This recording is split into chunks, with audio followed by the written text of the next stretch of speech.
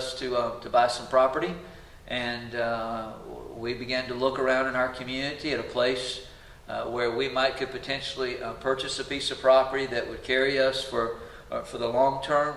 And we were looking everywhere else except what was right in our back door and what was right where God had already planted us and where God had already been growing us for 5.5 years. And it wasn't long before we started having another discussion with the board of directors with the YMCA.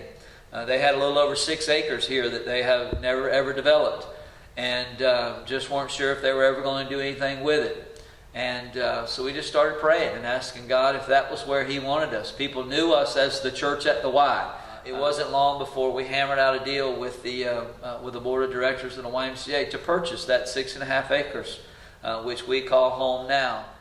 And just an awesome testimony, to make a long story short. We needed $50,000 to purchase that 6.5 acres. And we had about $500 in the bank. Yeah, I said $500. And we made a commitment to purchase that property for $50,000. So that kept us humble.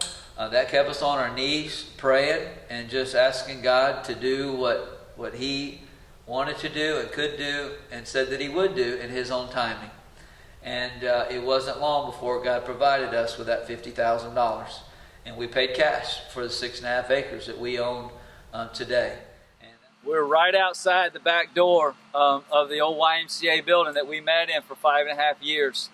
And right after we purchased the 6.5 acres that we call home now at South Putnam Church, we decided that the next Easter, we wanted to be able to have Easter Sunday service on our church property. And that particular year, we set up a big tent about right here where I'm standing, just right outside the back door of the YMCA, about 100 feet or so from the back door of the YMCA. We set up a big tent. We pulled a camper out here, and we brought our sound system out, and we set up chairs, and we had Easter Sunday service right here on our property that year, because we wanted to celebrate not just the resurrection of Jesus, which is why we exist, but we wanted to say thank you to God that Easter Sunday for providing the resources and the money that we needed to purchase this 6.5 acres. About a year or so after that, we stuck a shovel in the ground and we turned the dirt at 114 Amos Road, and we started building phase 1 of our current facility that we're in now.